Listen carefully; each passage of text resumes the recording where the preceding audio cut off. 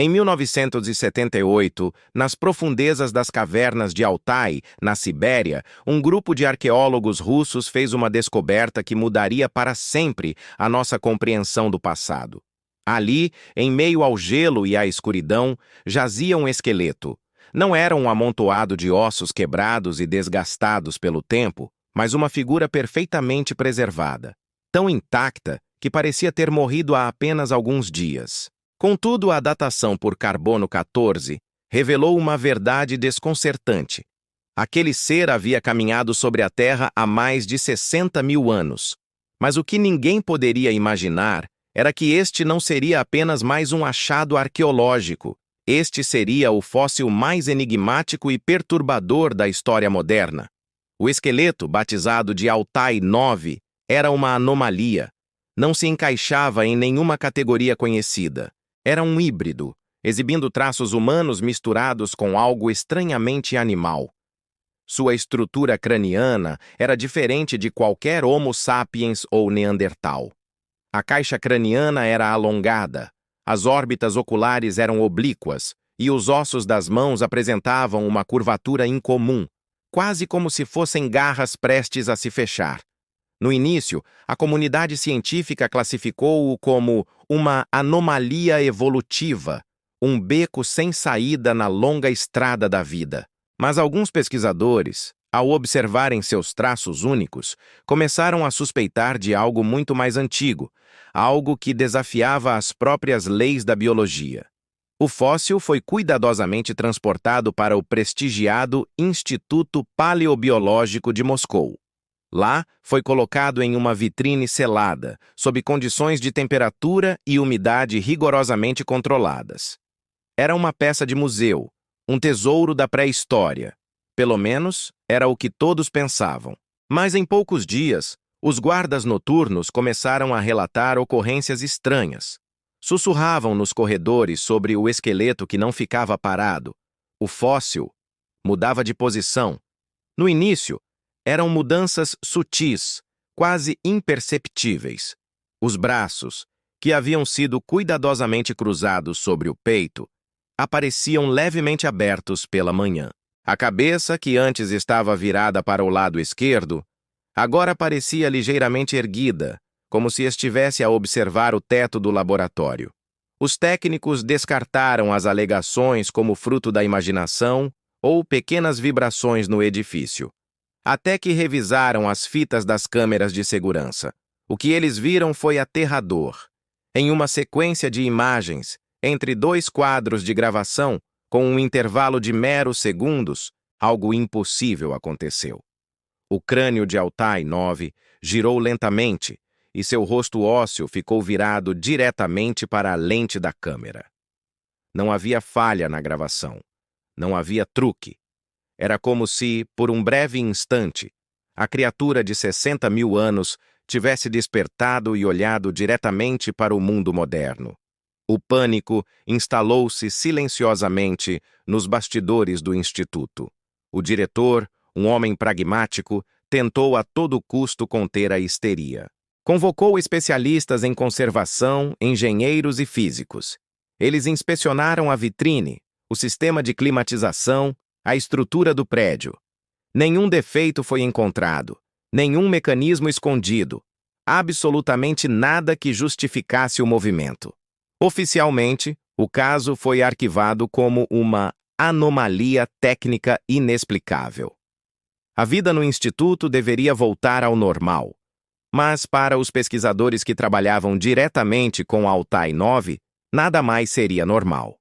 Eles começaram a relatar sintomas perturbadores, pesadelos vívidos e repetitivos, nos quais eram perseguidos por uma figura sombria em cavernas geladas. Alucinações sonoras, como o som de ossos a estalar no silêncio do laboratório. E, acima de tudo, uma sensação constante e opressiva de estarem a ser observados, mesmo quando estavam sozinhos. A presença do esqueleto parecia impregnar as próprias paredes do lugar. A situação atingiu um ponto crítico em 1983. Um dos principais cientistas do projeto, o Dr. Ivanov, um homem cético e brilhante, desapareceu misteriosamente. Não houve pedido de resgate nem sinal de crime. Ele simplesmente evaporou. A única pista deixada para trás foi uma anotação encontrada no seu diário pessoal, escrita com uma caligrafia trêmula. Ele está a tentar lembrar. O corpo não é apenas matéria, é memória. O que Ivanov queria dizer? Lembrar do quê? Após o desaparecimento, as autoridades intervieram. O projeto foi considerado perigoso e o laboratório foi fechado por tempo indeterminado. O esqueleto de Altai 9 foi retirado da exposição pública e transferido para um depósito subterrâneo de alta segurança, um cofre esquecido sob o Instituto.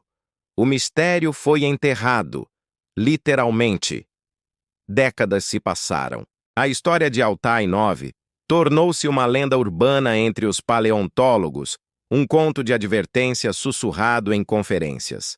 Até que uma equipe de investigação independente, financiada por um consórcio privado, conseguiu permissão para reexaminar o lendário fóssil. Armados com tecnologia que não existia nos anos 70, eles submeteram o esqueleto a um escaneamento ósseo de última geração.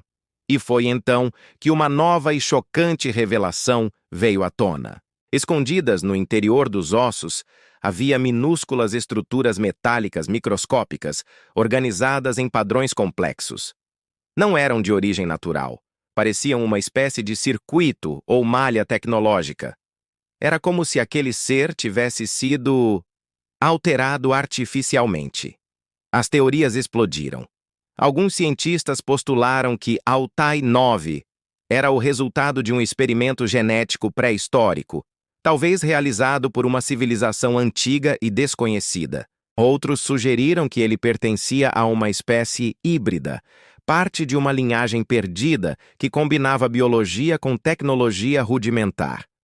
Mas havia quem defendesse uma hipótese ainda mais ousada e assustadora, que aquele corpo nunca esteve realmente morto, que os seus processos biológicos haviam sido suspensos, colocados num estado de animação suspensa por uma tecnologia incompreensível, que ele não era um fóssil, mas um ser em espera.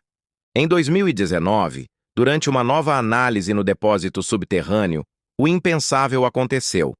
Os sensores de movimento de alta precisão, instalados ao redor da nova câmara de contenção, captaram algo impossível.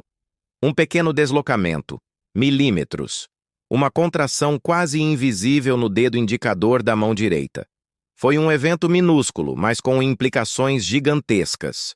Foi o suficiente para levantar uma pergunta que ecoa até hoje nos corredores da ciência proibida. E se o fóssil não for apenas uma relíquia, mas um corpo em transição? Um organismo que está lentamente a reiniciar-se?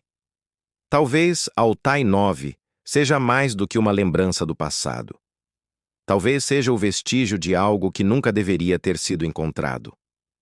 Um mensageiro de um tempo esquecido, trazendo consigo segredos que a nossa mente não está preparada para compreender.